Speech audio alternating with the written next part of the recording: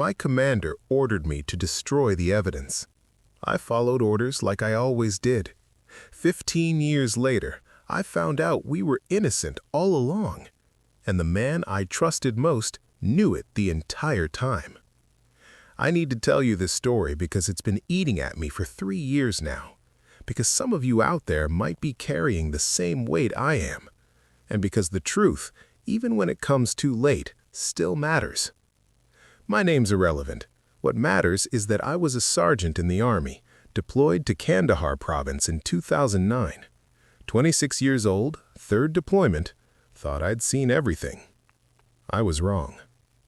It was October, the kind of Afghan autumn where the heat finally breaks and you can almost breathe without tasting dust. We were running security patrols out of FOB Lightning, a nothing installation 40 clicks from anything that mattered.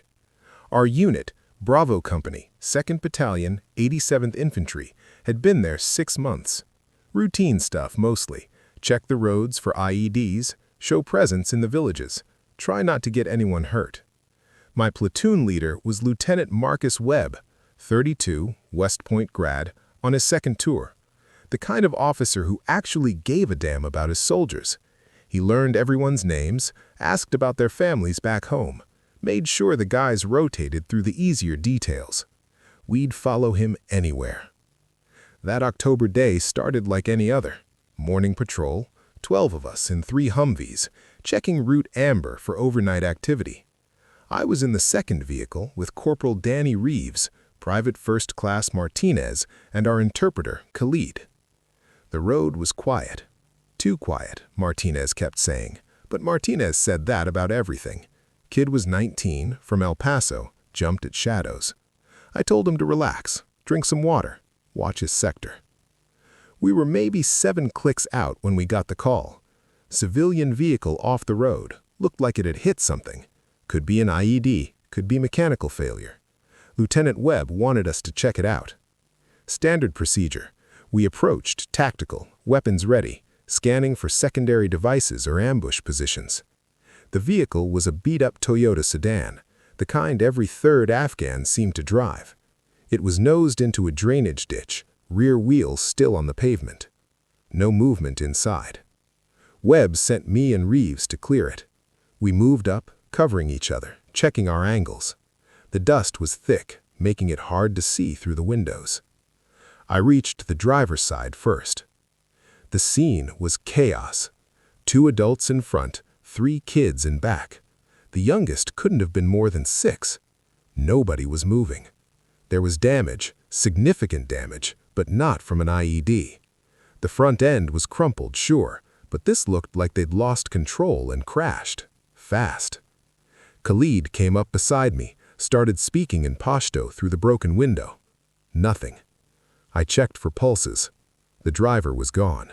The woman in the passenger seat, gone. The kids in back, 2 of them were gone. But the youngest, the little girl, she had a pulse. Weak, thready, but there. "We've got one alive," I shouted. "Need a medvac, now!"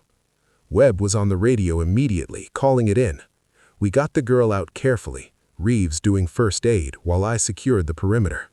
Martinez was pulling security, scanning the surrounding area. That's when I saw it. On the ground, maybe 15 feet from the vehicle, half buried in dust. A piece of metal, twisted and scorched. It took me a second to recognize what I was looking at. It was part of a munition, specifically part of a casing from an M203 grenade launcher. American ordnance. I picked it up, turned it over. The markings were unmistakable. This wasn't Taliban. This wasn't an IED. This was ours. My stomach dropped. "Lieutenant," I called out, keeping my voice level. "You need to see this." Webb came over. I showed him the fragment, watched his face change as he understood what he was looking at. "Where'd you find this?" I pointed. He walked over, scanned the area, found 2 more within 30 seconds.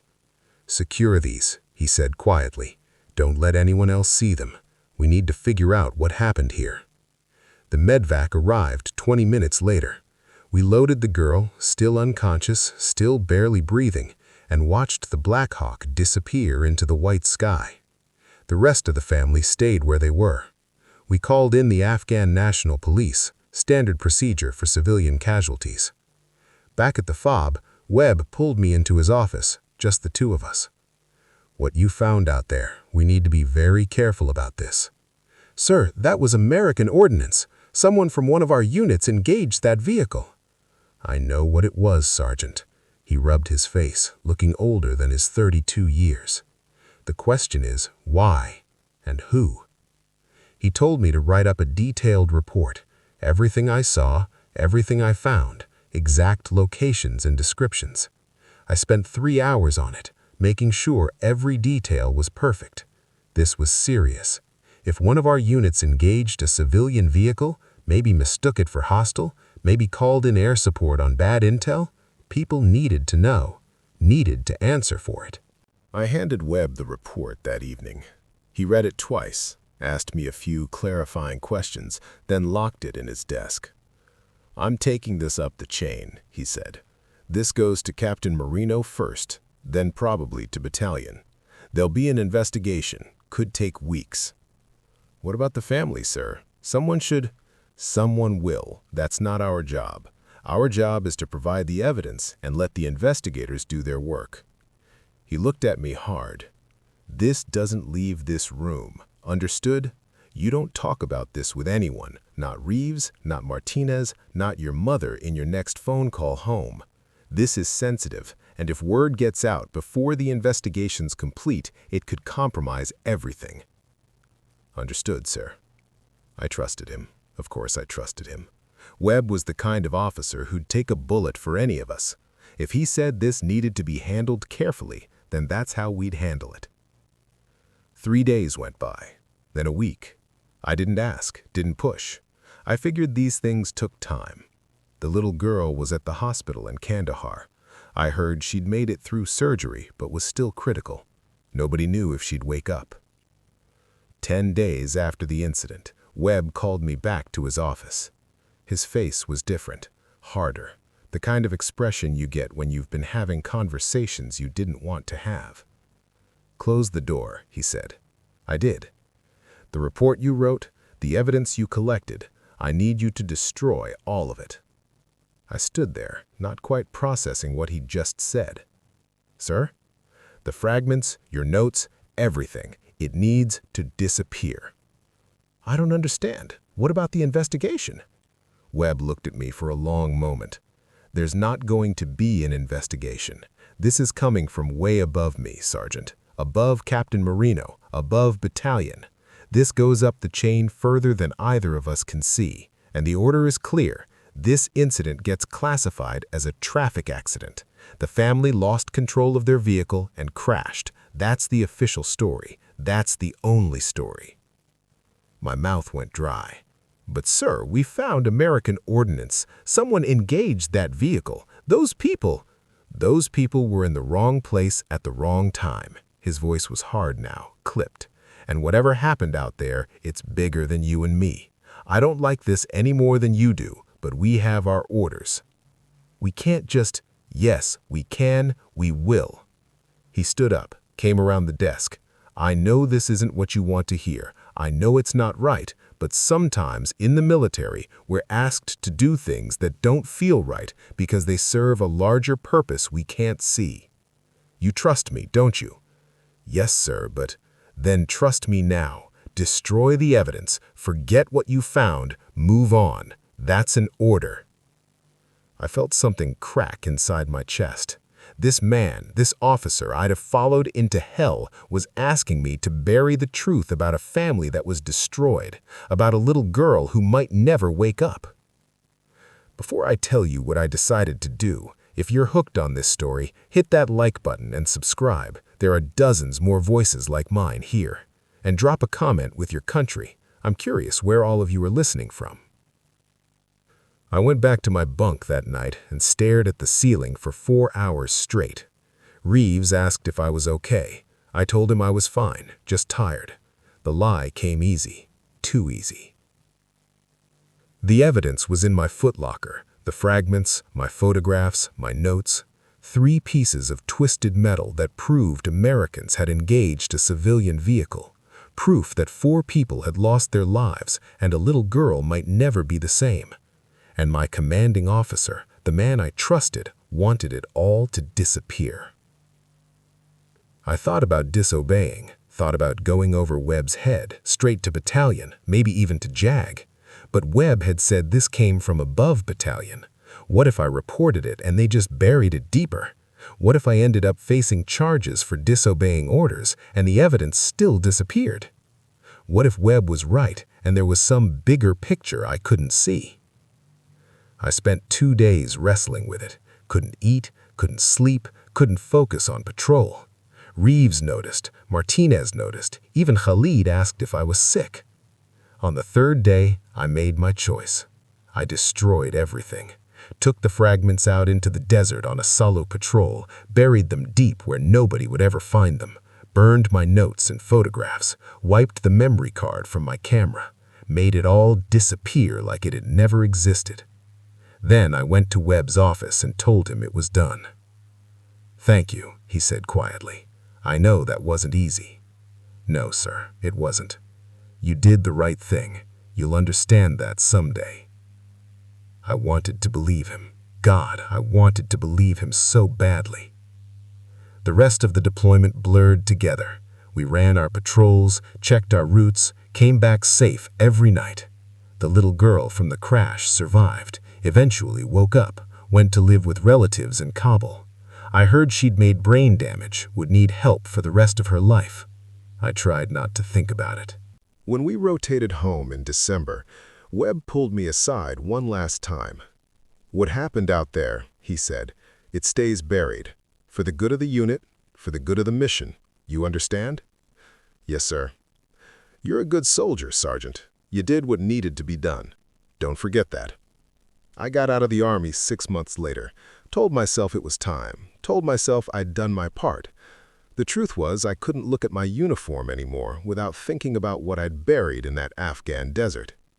I got married, had a daughter, found work as a mechanic in North Carolina, built a life that looked normal from the outside, went to therapy for the nightmares, learned to function, learned to smile when I was supposed to smile. I didn't think about Lieutenant Webb much. Heard through the grapevine he'd made captain, then major. Good for him. Guy deserved it. 15 years went by. 15 years of carrying that weight, telling myself Webb had been right, that there was some bigger reason I couldn't see, that I'd done what needed to be done. Then, 3 months ago, I got a message on LinkedIn. It was from a guy named Corporal James Patterson. The name didn't ring any bells at first. He said he'd served with the 101st Airborne in Afghanistan, same time frame I was there, different fob. Said he had something important to discuss with me, asked if we could talk on the phone. I almost ignored it, almost deleted the message, but something made me respond. We talked the next day. Patterson sounded nervous, kept clearing his throat like he was working up to something difficult. "I don't know if you remember, but back in October 2009, there was an incident on Route Amber. Civilian vehicle, family inside." My blood went cold. I remember. I was there that day, not at the scene, but I was there. He took a breath. My unit was running a parallel patrol about 3 clicks north. We heard something on the radio, thought it might be contact, so we started heading that direction to provide support. Okay. When we got close, we saw smoke, not from an IED though, from a vehicle fire, small one, already mostly out by the time we arrived. We stopped to check it out, and that's when our lieutenant got a call, from your Lieutenant Webb. What kind of call? Webb told our lieutenant his unit had the situation under control, that we should clear the area, that our presence wasn't needed. Said it was a civilian traffic accident, nothing more. Our lieutenant thought it was weird. Why call specifically to keep us away from a simple accident? But we followed orders, pulled back, continued our patrol. I'm not following. What does this have to do with... 2 weeks later, one of our guys was in the Fob Lightning Chow Hall and overheard something, a conversation between 2 pilots from the air unit that operates out of there. They were talking about an engagement they'd run that day in October, how they'd been called in to provide cover for a patrol that thought they were taking fire from a vehicle, how they'd engaged with the M230 chain gun on their Apache. The room started spinning. They were laughing about it, Patterson continued, his voice tight. Laughing about how it turned out to be a family sedan, how the intel had been bad, how lucky they were nobody made a big deal out of it, how their commander had smoothed everything over. I couldn't breathe. "There's more," Patterson said. "I did some digging, got access to some files I probably shouldn't have. That little girl who survived, she's 21 now, lives in California. She came here as a refugee, got sponsored by some veteran advocacy group. She has permanent brain damage from the crash, can't work, needs constant care." Jesus. The thing is, if there had been an investigation, a real investigation, her family would have qualified for compensation. The military has programs for civilian casualties, especially when it's our mistake. She could have gotten medical care, financial support, a real life. Instead, she got classified as a traffic accident victim and got nothing. My hands were shaking so hard I nearly dropped the phone. "Why?" I managed to ask. "Why bury it?" "That's what I've been trying to figure out. I think, and this is just what I've pieced together from rumors and partial documents, I think the order to engage came from someone high up the chain, someone who wasn't even in Afghanistan. Someone back in the States who was running operations remotely and made a bad call based on bad intel." "Who?" "I don't have proof, but the name that keeps coming up is Colonel Richard Hartley. He was running a joint task force out of CENTCOM, coordinating air support for multiple operations. If the order came from him, and if he made the call without proper verification, that would be a career-ending mistake, maybe even criminal charges." So they buried it. And everyone involved, your Lieutenant Webb, my lieutenant, those pilots, you and me, we all became part of the cover-up, whether we knew it or not. After Patterson hung up, I sat in my garage for 3 hours. My wife came out twice to check on me. I told her I was fine, needed some time. Another lie. I was getting good at those. Everything I'd told myself for 15 years was unraveling. Webb hadn't been protecting some larger mission. He'd been protecting a colonel's career, and I'd helped him do it. I spent the next week obsessing over it. Found Patterson's files. He'd emailed them to me before we hung up. Said he wanted someone to have them after he was gone. Incident reports, deployment records, fragmentary pieces of a story that had been deliberately smashed apart. And there, buried in a communication log, I found the proof. A classified message from Colonel Hartley to the Apache unit, dated the same day as the incident. Authorization to engage a suspected enemy vehicle en route Amber. The timestamp was 6 minutes before the crash. 6 minutes. That's how long that family had left when Hartley made his call. The worst part? The intelligence report that prompted the engagement. I found it in the files. It described a suspected insurgent vehicle traveling route Amber, possible weapons transport. The description matched dozens of vehicles, white sedan, male driver, traveling south. But there was a note at the bottom of the report time-stamped 2 hours before Hartley's order.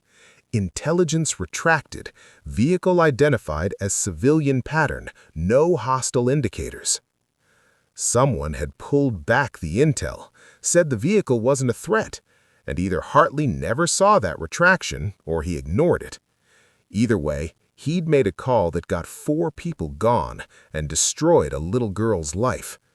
And then he buried it. I needed to know what Webb knew, when he knew it, whether he'd understood from the beginning that we were covering up a colonel's mistake, or if he'd been just as deceived as I was.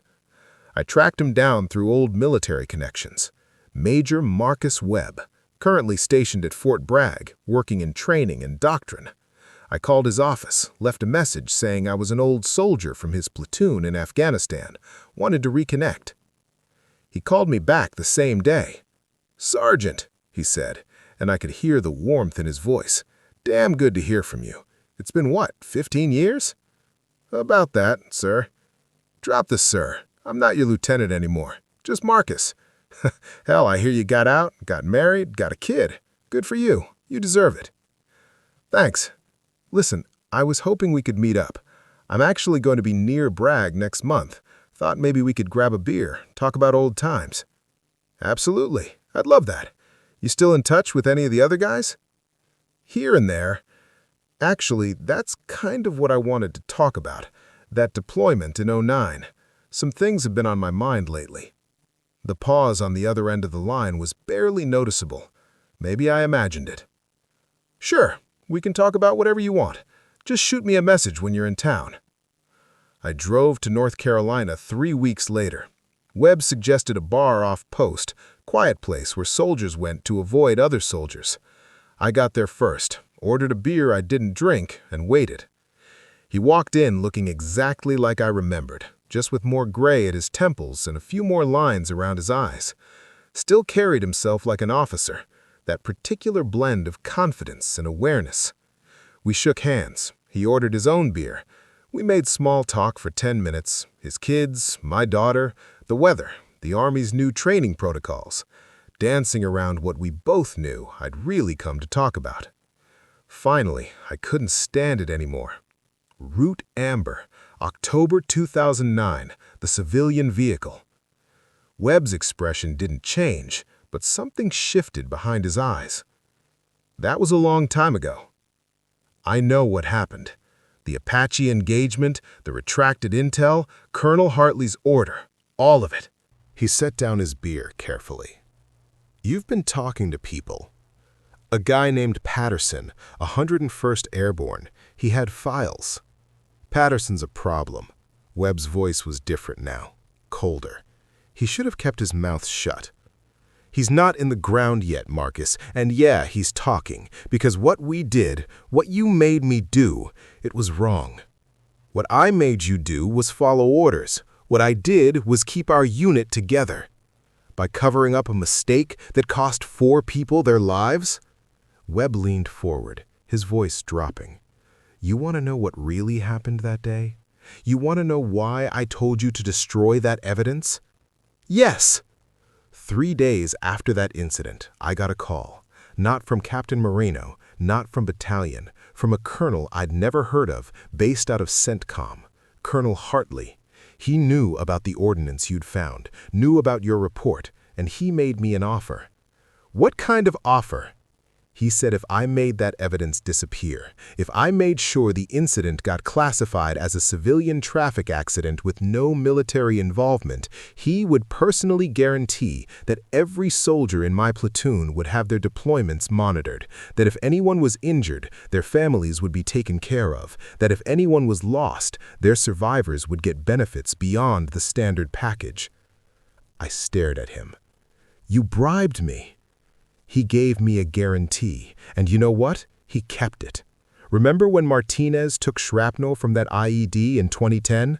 Remember how his medical care got fast-tracked? How his wife didn't have to fight the VA for benefits?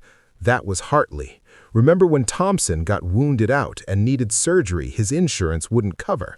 Hartley made calls, got it covered. In exchange for burying the truth? In exchange for protecting my soldiers? Webb's voice was hard now, defensive.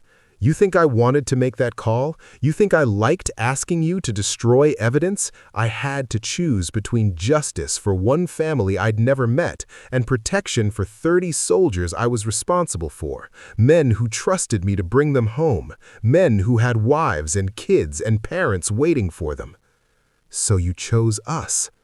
I chose my responsibility, and it worked.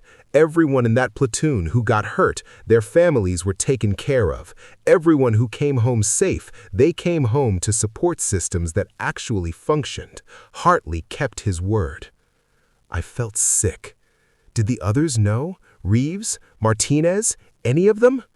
No, just you and me. And now Patterson, apparently, though he only has part of the story. "The girl survived," I said quietly. "The 6-year-old. She's 21 now, brain damage, no support, living in California with nothing because her family's incident was classified as an accident instead of what it really was. Webb looked away. I know. You know and you don't care?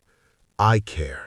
I care more than you understand, but I made a choice. I chose my soldiers over a situation I couldn't fix. You think if I'd reported it honestly, that girl would have gotten help? They would have buried it anyway. Hartley would have made sure of that. At least this way, my platoon got something out of it.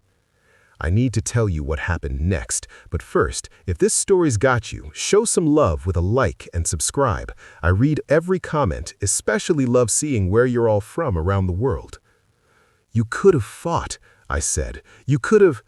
I could have destroyed my career and accomplished nothing. That's what I could have done. Instead, I made a practical decision, one that saved lives and supported families. He finished his beer. You want to judge me for that? Fine. But you followed my order. You destroyed that evidence. You're just as responsible as I am. That hit like a punch to the gut, because he was right. I'd had a choice. I could have refused, could have gone over his head, consequences be damned. Instead, I trusted him, followed orders, and buried the truth. We sat in silence for a long moment. What are you going to do? Webb asked finally. Patterson's files, whatever you think you know, it won't change anything. Hartley's retired now, living on his pension in Virginia. The incident is classified. You try to expose it, you'll face charges for discussing classified operations, and that girl still won't get help because the military will never admit fault on something this old. So I just live with it? We both do. Like we've been doing for 15 years. He stood up, left cash on the bar, and walked out. I sat there until the bartender asked if I wanted another round. I didn't. I drove back to my hotel, lay on the bed, and stared at the ceiling like I'd done 15 years ago in Afghanistan. Webb was right about one thing. Exposing it wouldn't change anything. Hartley was untouchable. The incident was classified, and I'd be the one facing charges for revealing classified information. But there was one thing I could do. It took me 2 weeks to track her down, the girl from the crash, now a woman named Amira Khalidi. She was living in San Diego with an aunt, working part-time at a grocery store despite her limitations, struggling to afford the medical care she needed. I called her aunt first, explained who I was, a soldier who'd been at the scene of her niece's accident, who wanted to help. The aunt was suspicious at first, thought I might be a scam. I didn't blame her. I drove to San Diego, met them at a coffee shop Amira could walk to from her apartment.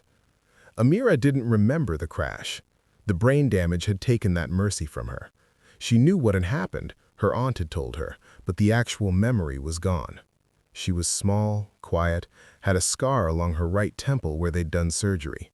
She struggled to focus during our conversation, would lose track of what we were talking about mid-sentence. She was 21 years old and would need help for the rest of her life. I told them I'd been there that day, that I'd tried to help, that I was sorry for what happened. "Thank you for checking on her," the aunt said.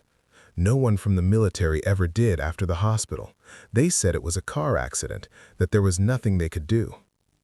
I swallowed hard. I want to help now.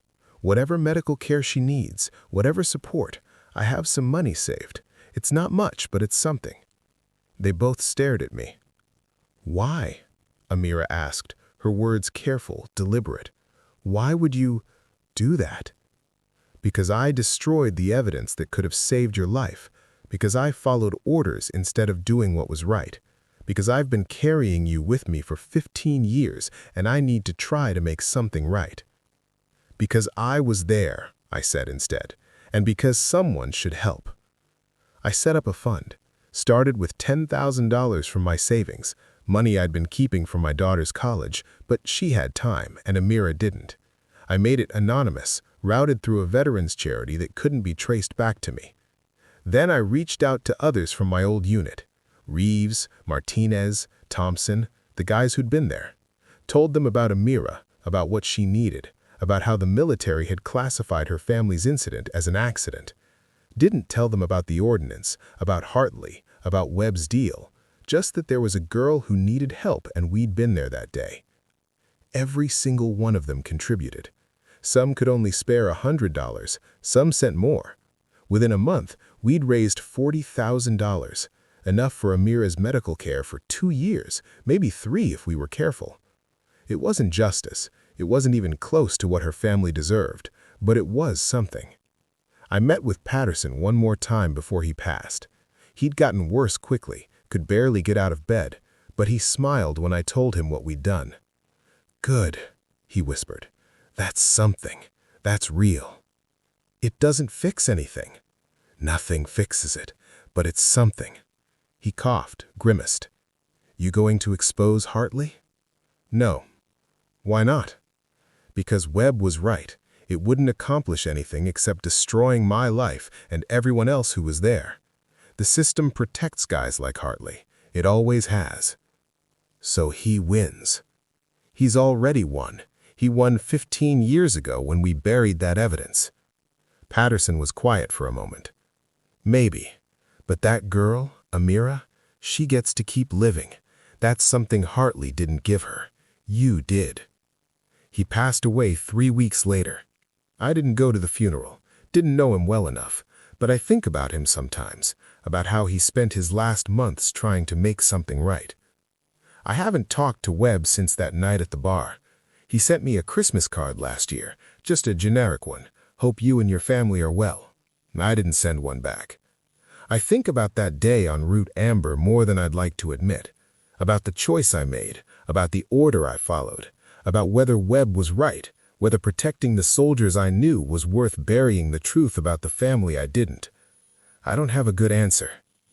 My daughter asks me sometimes about Afghanistan. She's 12 now, old enough to be curious about where her dad was before she was born. I tell her the sanitized version, patrols and dust and helping people, the story we tell ourselves so we can sleep. But some nights I can't sleep. Some nights I see that Toyota sedan nosed into the ditch and I think about the choice I could have made differently, about the fragments I could have kept, the report I could have fought to preserve. Would it have mattered? Webb says no. Maybe he's right. But I think about Amira, struggling to focus during our conversation, working a job she can barely manage, needing help for the rest of her life. I think about her parents, her siblings, gone because someone made a bad call and someone else decided it was easier to bury the mistake than admit it. And I think about the 30 soldiers from my platoon who came home safe, whose families were taken care of, who got benefits and support because Webb made a deal with a colonel who was covering his own backside. Was it worth it? Trading justice for one family to protect 30 soldiers? I still don't know. What I do know is this. When someone in power tells you to bury the truth for the greater good, you need to ask whose good they're really talking about. Because sometimes, maybe most times, they're talking about their own. I followed orders. I destroyed the evidence. I kept my mouth shut for 15 years. And we were innocent all along. The family in that vehicle, they weren't insurgents. They weren't a threat. They were civilians who got caught in someone else's mistake, and the military machine crushed them to protect a colonel's career. Webb says he'd make the same choice again. Maybe he would. He's got his pension, his rank, his clear conscience because he tells himself he saved his soldiers. Me?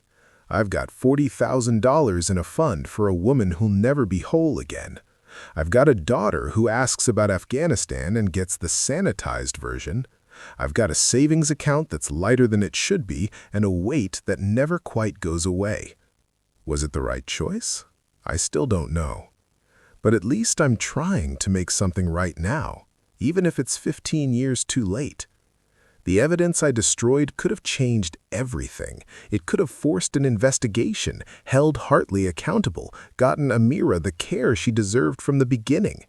Instead, it's buried somewhere in the Afghan desert, and the only record of what really happened lives in classified files and the memories of a handful of soldiers who were there. Sometimes the truth doesn't set you free. Sometimes it just gives you something new to carry, something heavier than ordnance or gear or even the weapon you carried on patrol. And sometimes, following orders costs more than you know until it's too late to do anything except try to make something right with what you have left. I think about Patterson sometimes, spending his last months trying to make sure someone knew the truth. About Webb, living with his choice and calling it practical. About Hartley, probably sleeping fine in his Virginia retirement home. And I think about that 6-year-old girl, pulled from a wrecked sedan, her whole family gone around her. She's 21 now. She smiles when I visit, even though she has to concentrate hard to remember my name from one visit to the next. Last month I was back in San Diego, stopped by to see how Amira was doing. The fund we'd set up was helping. She'd gotten into a better therapy program, was making slow progress. Her aunt thanked me again, asked again why I was doing this. I almost told her the truth, almost said, because I helped bury the evidence that could have given you justice, almost unburdened myself right there in her small apartment with the afternoon light coming through the windows. But I didn't, because what good would it do? It wouldn't change what happened, wouldn't bring her family back, wouldn't undo the brain damage or the lost years or the struggle ahead. Some truths don't heal, they just shift the weight around. Before I left, Amira asked me something. She does this sometimes, gets focused on a question and won't let it go, part of how her brain works now. "Were you scared?" she asked, "that day when you found us?" I thought about lying, thought about giving her the hero version, the story where I was brave and strong and everything worked out. Yeah, I was terrified. I wanted to save all of you, but I could only save one. She nodded slowly, processing. "You saved me." I tried. "That's enough," she said, and then with that strange clarity she sometimes has, "You're still trying." I left before I started crying in front of her. My wife knows something's wrong, has known for 3 years, since Patterson first contacted me. She doesn't push. She learned a long time ago that some things from Afghanistan I need to work through on my own timeline. But she watches me sometimes with this expression that says she knows I'm carrying something heavy. Last week she asked me directly, "That money you've been sending to California, the Veterans Charity, is that about Afghanistan?" "Yeah." "Is it about something you did or something you didn't do?" I thought about that for a long time. "Both." She came and sat next to me, took my hand. "Whatever it is, you're trying to make it right. That counts for something." "Does it?" "It has to." My daughter overheard that conversation. She's smart, picks up on more than we think. The next day at breakfast, she asked me, "Dad, when you were in Afghanistan, did you ever have to make a really hard choice?" My wife shot me a look. I could deflect, could change the subject, could give her the sanitized version. "Yeah," I said, "I did." "What kind of choice?" "The kind where either way someone gets hurt. You just have to decide who." She thought about that, pushing her cereal around. "Did you choose right?" "I don't know. I'm still not sure." "But you're trying to fix it." "I'm trying to do something. I don't know if it fixes anything." She nodded, satisfied with that answer in a way only a 12-year-old can be, like the fact that I was trying was enough. Maybe it is. Maybe that's all any of us can do. Try to make something right with the pieces we have left after we've made our choices. I got a letter 2 months ago. No return address, but the postmark was Virginia. Inside was a single piece of paper with 2 sentences. "You were a good soldier. Some burdens are necessary." No signature, but I knew the handwriting. I'd seen it on orders and commendations and a dozen other documents over the years. Webb. I burned it in my backyard fire pit. Watched the paper curl and blacken and turn to ash. Watched those 2 sentences disappear like they'd never existed. Some burdens are necessary. That's what he tells himself. That's how he sleeps at night. Me? I'm not sure any burden is necessary when it's built on buried truth and broken families, but I'm also not sure refusing to carry it would have done any good. The thing nobody tells you about moral choices in combat, or in life really, is that sometimes there isn't a right answer. Sometimes every option costs something, and you just have to pick which price you're willing to pay. I chose to follow orders, to trust my commander, to bury evidence that could have changed everything. Webb chose to protect his soldiers at the cost of justice for one family. Hartley chose to cover his mistake rather than face the consequences. Patterson chose to spend his dying months trying to expose the truth. Amira didn't choose anything. She was 6 years old in a car with her family, and someone made a bad call, and someone else decided to bury it, and her entire life got shaped by choices other people made. That's the part that keeps me up at night. Not my choice. I've made peace with that as much as I can. But her lack of choice, the way the system crushed her family and then walked away like it never happened. I can't fix that. The fund helps, but it doesn't fix it. Nothing fixes it. All I can do is make sure she's not forgotten. Make sure someone is trying, even if it's too late to matter the way it should have mattered 15 years ago. I saw Webb's name in the Army Times last month. He made lieutenant colonel. There was a photo, him shaking hands with some general, big smile, looking proud. The article mentioned his distinguished service, his multiple deployments, his dedication to his soldiers. It didn't mention Root Amber, didn't mention a family and a Toyota sedan, didn't mention the evidence he ordered destroyed or the deal he made with a colonel covering his tracks. Why would it? That's not how the story gets told. The official version is clean, simple, heroic. The truth is messy and complicated, and buried in classified files and the memories of people who were there. I cut out the article. Don't know why.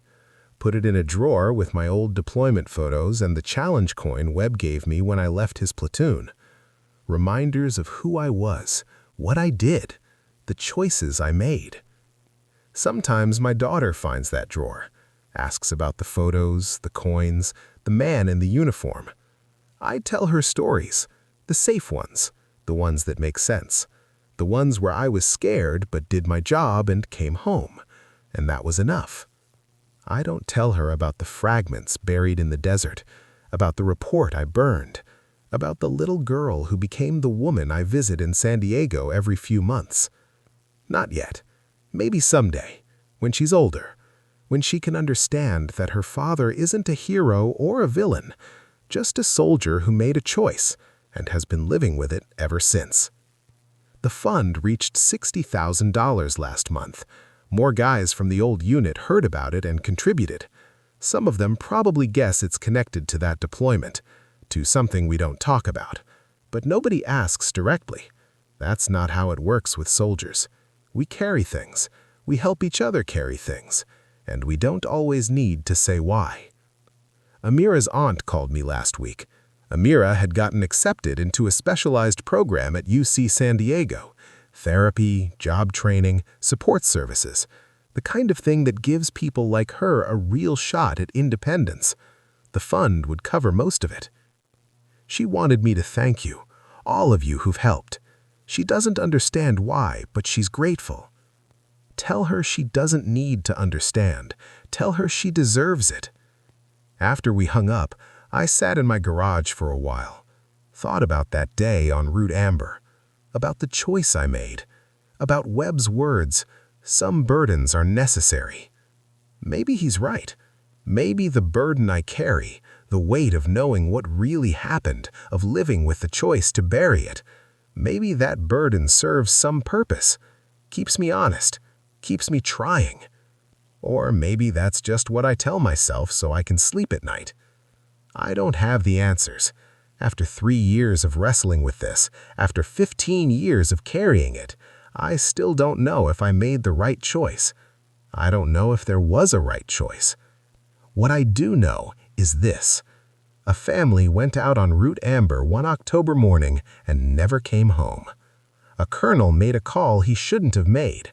A lieutenant made a deal to protect his soldiers. and I followed orders to destroy the only evidence that could have made any of it right. We were innocent. The family in that sedan was innocent. We didn't know it then, or we did know it and chose not to acknowledge it, but they were just civilians in the wrong place at the wrong time, caught in a mistake that someone decided was easier to bury than admit. And I helped bury it. That's the truth I live with. That's the weight I carry. The money helps. The fund, the visits, that trying to make something right even though it's too late. It doesn't balance the scales. Nothing balances those scales. But it's something. It's what I have. Patterson was right about one thing. That's real.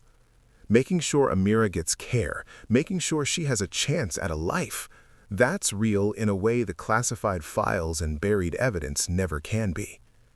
Webb has his clear conscience and his lieutenant colonel rank. Hartley has his pension and his Virginia retirement. Patterson had his truth-telling and his final piece. Me? I have a savings account that's lighter than it should be, a daughter who asks questions I can't fully answer, and a woman in San Diego who smiles when I visit even though she can't always remember my name. I have the weight of knowing I was part of a cover-up that destroyed a family and protected the people responsible. And I have the small, insufficient comfort of knowing I'm trying to do something about it now, even if it's not enough, even if it's never enough. That's what following orders cost me. That's what trusting my commander cost me. That's what 15 years of silence cost me. And the worst part?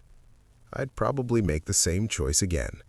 Because in that moment, with Webb looking at me and saying this came from above him, that there was a bigger picture I couldn't see, I believed him. I trusted him. And that trust, that instinct to follow orders and trust your chain of command, that's drilled into you from day one of basic training. It's what makes the military work. It's also what makes cover-ups possible. So here I am, 15 years later, 3 years into trying to make something right, $60,000 in a fund for a woman who'll need help for the rest of her life, a secret I can never tell because it's classified, a burden Webb says is necessary. Some nights I dream about that day. About the fragments on the ground, the twisted metal with its unmistakable markings, about the choice to pick them up and show Webb or to leave them there and walk away. In the dreams, sometimes I make different choices. Sometimes I refuse to destroy the evidence. Sometimes I go over Webb's head, report it anyway, face the consequences. In those dreams, Amira gets justice. Her family gets justice. Hartley faces charges. The truth comes out. Then I wake up. And I'm still here, still carrying it, still visiting San Diego every few months, still putting money in the fund, still trying to make something right that I helped make wrong 15 years ago. My wife tells me I need to forgive myself. My therapist says the same thing. They say I was young, that I trusted my commander, that I couldn't have known what I was really covering up. They're right, but it doesn't help. Because even if I didn't know the full story then, I know it now. And knowing it means I have to live with it, have to carry both the choice I made and the truth I discovered too late to change anything. That's the real cost. Not the money. That's easy. That's just numbers in an account.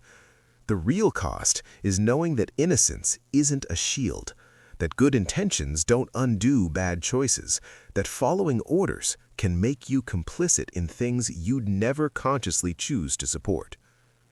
The real cost is looking at my daughter and knowing that someday her father helped bury evidence of a family's destruction, that when tested, when it mattered, I chose obedience over truth. Will I tell her? Probably, when she's older. When she can understand the complexity, the impossible situation, the way good people can make terrible choices and spend the rest of their lives trying to atone. Or maybe I won't. Maybe I'll keep carrying it alone, keep visiting San Diego, keep putting money in the fund, and let that be my penance. My private burden, as Webb would say. My necessary weight. I don't know. I'm still figuring it out. What I do know is this. If you're listening to this and you're in the military or thinking about joining or you have family who serves, remember that following orders is important, chain of command is important, trust is important. But so is knowing when something's wrong. So is having the courage to ask questions, to push back, to refuse, even when refusal costs you everything. I didn't have that courage. I followed orders, and a woman in San Diego will need help for the rest of her life, partly because of that choice. So I do what I can now. I try to help. I try to make something right. I try to live with the weight of knowing I was part of something that should never have happened and stayed silent about it for 15 years. Is it enough? No. Will it ever be enough? No. But it's what I have. It's all any of us have, the chance to do better tomorrow than we did yesterday, even when yesterday was 15 years ago, and the damage is already done. The evidence is gone, destroyed, buried somewhere in the Afghan desert where no one will ever find it. The truth is classified, locked away in files that will probably stay sealed for decades. But Amira is real. The fund is real. The help is real. And maybe in some small way, that matters. Maybe that's enough to live with. I hope it is, because it's all I've got.